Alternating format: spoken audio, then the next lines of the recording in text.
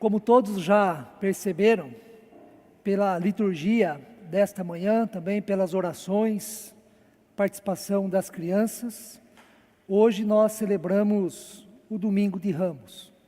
É o domingo em que enfatizamos a entrada triunfal de Jesus em Jerusalém, sendo este o início daquilo que tradicionalmente chamamos de paixão de Cristo.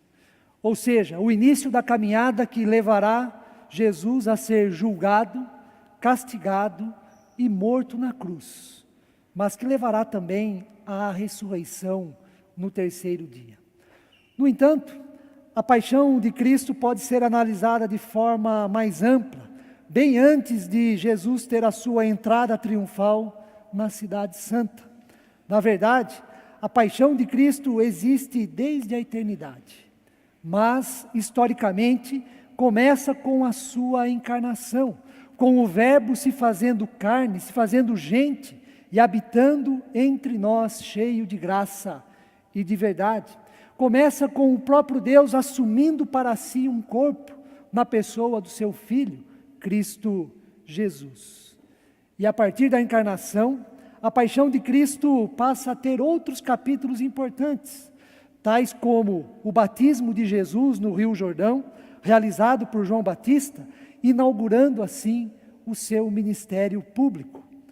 E em seu ministério público, a paixão que Jesus tem pelas pessoas será demonstrada por meio das curas milagrosas, por meio do perdão a pecadores arrependidos, por meio da solidariedade e da compaixão com quem sofre.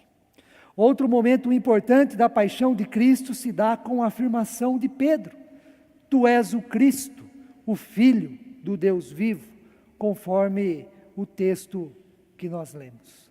No Evangelho de Mateus, depois desta afirmação, Jesus diz que é necessário ir para Jerusalém, a fim de cumprir com a missão dada por Deus, conforme o versículo de número 21, que será projetado.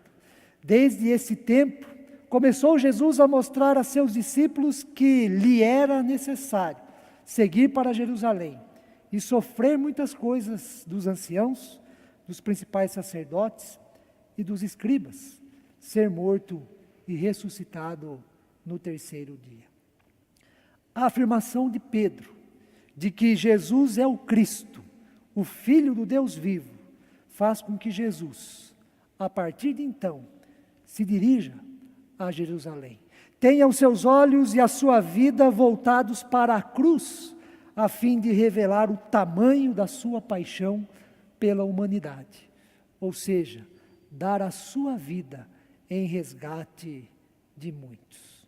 No entanto, é importante analisarmos certos acontecimentos que culminaram para a impactante afirmação de Pedro e enfatizar aquilo que é fundamental a todos nós neste domingo de Ramos, o qual antecede a celebração da Páscoa.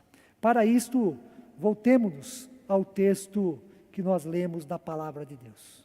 Jesus estava em direção a Cesareia de Filipe, quando faz a pergunta aos seus discípulos: quem diz o povo? Quem diz o povo ser o Filho do Homem? Jesus quer saber o que o povo, o que as pessoas pensam sobre o Filho do Homem. E, na verdade, o que pensam a respeito dele próprio, Jesus. Qual a importância que Jesus tem para o povo até aquele presente momento? Quem é, no final das contas, Jesus, na ótica, na visão e na concepção do povo. Os discípulos, então, apresentam as respostas da seguinte maneira: uns dizem João Batista, outros Elias, e outros Jeremias, ou então alguns dos profetas. Não sabemos qual a reação de Jesus diante das respostas apresentadas pelos discípulos sobre o que o povo pensava sobre o Filho do Homem. Não sabemos se Jesus ficou alegre, se ficou satisfeito com o que ouviu, ou então se ficou triste pelo fato do povo associar o Filho do Homem a Elias, a Jeremias, a alguns dos profetas, mas não a ele, Jesus. Pela resposta dada, o povo ainda não compreendera devidamente quem era Jesus, não compreendera a sua missão como Filho de Deus e o que significou tudo aquilo que ele havia feito para demonstrar a sua paixão, para demonstrar a graça e o poder de Deus aos pecadores. Nós não sabemos o sentimento de Jesus em relação às respostas dadas pelos discípulos, porque de forma um tanto quanto abrupta, de forma rápida, talvez sem se importar tanto com o que acabara de ouvir, ele, Jesus, muda a direção e lança então a pergunta aos seus discípulos: mas vós, quem dizeis que eu sou? E quando Pedro toma a frente de todos e faz a afirmação de que Jesus é o Cristo, o Filho do Deus vivo, né? O conteúdo desta afirmação será a base, o início, a autenticidade da verdadeira fé em Cristo, a base, o início, a autenticidade da vida cristã. Em outras palavras, ser cristão, se reconhecer cristão, se denominar cristão, significa, antes de tudo, em primeiro lugar, crer que Jesus é o Cristo, o Filho do Deus vivo.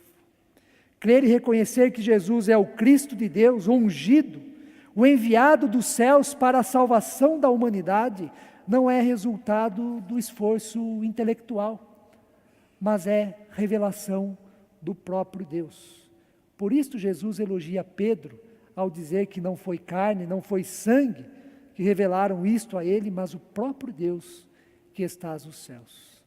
A seguir, Jesus diz que o conteúdo da afirmação de Pedro será o fundamento, será a pedra em que a sua igreja seria edificada e que os poderes da morte, os poderes do inferno não prevaleceriam contra ela. E com isto, Jesus toma o rumo a Jerusalém para ser morto na cruz. Portanto, o que levou Pedro a fazer a afirmação que fez, teve como ponto de partida a seguinte indagação que contextualizo neste momento. Afinal, quem é Jesus Cristo? Quem é Jesus para você? Quem é Jesus para nós em pleno século 21? No texto bíblico, esta mesma pergunta será feita a dois grupos distintos de pessoas. O primeiro grupo é composto pelo povo. Jesus pergunta aos seus discípulos: quem diz o povo ser o Filho do Homem? O povo é formado por pessoas que seguem Jesus de longe. Essas pessoas não têm tanta proximidade, não têm tanto convívio, não têm tanta intimidade, como tem, por exemplo, os discípulos com Jesus. É verdade que às vezes o povo está muito perto de Jesus, mas esses momentos são breves. Na maioria das vezes, Jesus se retira, abandona o povo para ficar a sós com seus discípulos, ou então a sós com Deus, o seu Pai. O povo é formado por pessoas que têm o privilégio de ouvir o que Jesus diz, o que Jesus ensina. O povo tem o privilégio de contemplar os milagres que Jesus realizara até então. O povo tem o privilégio de observar as atitudes de Jesus e ficar até admirado pelos feitos realizados pelo Filho de Deus. Tudo isso faz com que as pessoas, mesmo seguindo Jesus de longe, tenham capacidade de analisar, refletir, avaliar e emitir pareceres, formar opiniões sobre quem é Jesus. O segundo grupo é formado pelos discípulos. Estes sim, seguem Jesus de perto, estão mais próximos dele, desfrutam da companhia de maneira constante, de maneira diária, de Jesus conhecem com mais detalhes o seu ensino e as razões de suas ações. E isto faz com que os discípulos estejam mais capacitados para responder à pergunta que Jesus faz a eles com maior exatidão. Em qual desses grupos você se encontra? No grupo das pessoas que seguem Jesus de longe? Ou no grupo das pessoas que estão próximas de Jesus? Estar perto ou longe de Jesus não significa necessariamente estar ou não na igreja. São coisas bem distintas. Nós não estamos falando sobre quanto tempo você está na igreja, ou nem do quanto você faz ou trabalha na igreja. Nós estamos falando de segmento. Estamos repetindo a indagação que o próprio Jesus fez. Quem é Jesus? Quem é Jesus para o povo? Quem é Jesus para vós, discípulos? Na verdade, estar perto ou longe de Jesus depende da resposta que nós damos à pergunta: mas vós, quem dizeis que eu sou? A resposta a esta pergunta revela se nós estamos perto ou longe do Filho de Deus. Se nós sabemos realmente quem é Jesus e qual a sua importância para a nossa vida. Mesmo as pessoas que seguem Jesus de longe, nos nossos dias, têm a capacidade, têm concepções e apontamentos interessantes e até corretos, verdadeiros, sobre Ele. É possível tirar do coração, da mente, dos lábios das pessoas que seguem a Jesus de longe. Por exemplo, Jesus foi um grande mestre, um sábio, um santo, um revolucionário, um homem bom, um ser humano com capacidade incrível de amar e de perdoar. Jesus foi um homem com uma capacidade incrível de respeitar o outro, o próximo, e ajudar as pessoas no que elas mais precisavam. Há pessoas que, seguindo Jesus de longe, podem até ter uma concepção contrária em relação a tudo isso que nós falamos. Elas podem considerar Jesus um louco, pelo fato de se entregar e morrer por outras pessoas, sendo ele inocente. No entanto, pelo texto, Jesus parece que não está interessado tanto no que as pessoas de longe têm a dizer sobre ele. Ele está interessado sim nas pessoas de perto, naqueles que são seus discípulos e discípulas, naqueles que estão próximos a ele e desfrutam de sua intimidade. A estes Jesus pergunta: mas vós, quem dizeis que eu sou? E o que Jesus é e o que ele significa para você? E a pergunta também pode ser traduzida: qual o lugar e o sentido da cruz de Cristo em sua vida? Como vemos, não é a pergunta que deve nos preocupar e nos incomodar, mas sim a resposta que nós daremos a ela.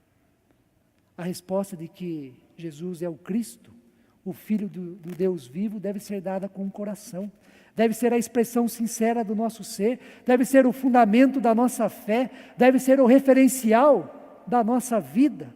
Jesus, o Cristo, o enviado de Deus, o Salvador, o Senhor, aquele que é portador da graça infinita e superabundante sobre nós.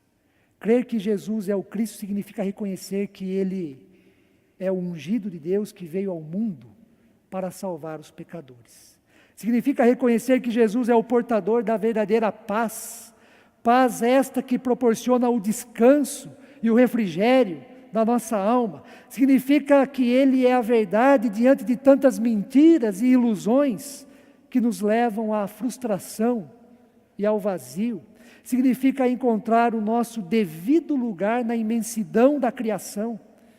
Crer que Jesus é o Cristo, o Filho do Deus vivo, significa que nós somos salvos pela graça, mediante a fé, e não pelas obras. Crer que Jesus é o Filho do Deus vivo, significa crer no senhorio de Cristo que vence todo o mal. Crer que, por Jesus ser o Filho do Deus vivo, nele recebemos a bênção da filiação divina, e com isto podemos chamar Deus de Pai, tal como uma criança que experimenta a segurança, o cuidado, o carinho e amor do seu pai terreno.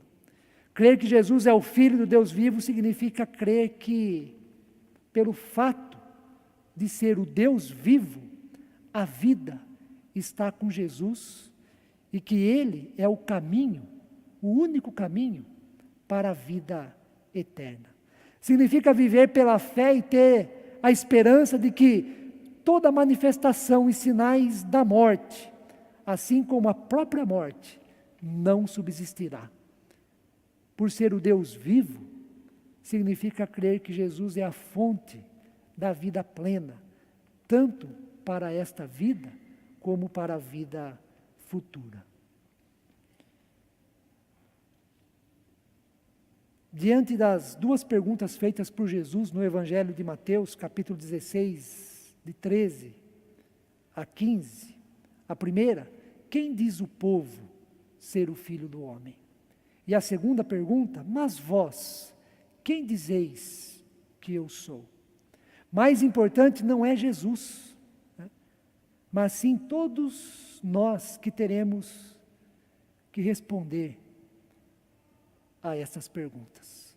Mais importante não é Jesus porque ele não está na função de um professor, esperando respostas certas de seus alunos, para dizer se acertaram ou não, para dizer se foram aprovados ou reprovados, para dizer se serão salvos ou não. O papel de Jesus não é a de um grande professor. Por isso ele não é o mais importante. O mais importante somos nós que teremos que responder o que pensamos e o que cremos acerca de Jesus, quem Ele é. Se nesta manhã você reconhece que está seguindo Jesus de longe, nunca deixe de considerar o convite que Ele mesmo fez e faz constantemente. Vinde a mim todos que estáis cansados e sobrecarregados, e eu vos aliviarei. Vinde a mim, tomai sobre vós o meu jugo e aprendei de mim, porque sou manso e humilde de coração, e achareis descanso para a vossa alma. Agora, se você reconhece que segue Jesus de perto, é um discípulo, é uma discípula de Jesus, e por isso crê que Ele é o Cristo, o Filho do Deus vivo em seu coração, não deixe de desfrutar da comunhão, não deixe de aprender cada vez mais sobre o Filho do Deus vivo, não deixe de crescer na fé e no conhecimento daquele que é o nosso Senhor e o nosso Salvador. Páscoa é celebração do amor proporcionado pelo Deus vivo.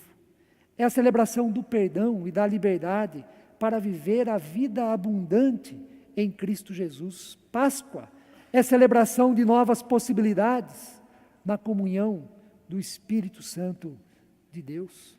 Páscoa é passagem da velha para a nova vida no Pai, no Filho e no Espírito Santo. Que Deus assim nos abençoe. Amém.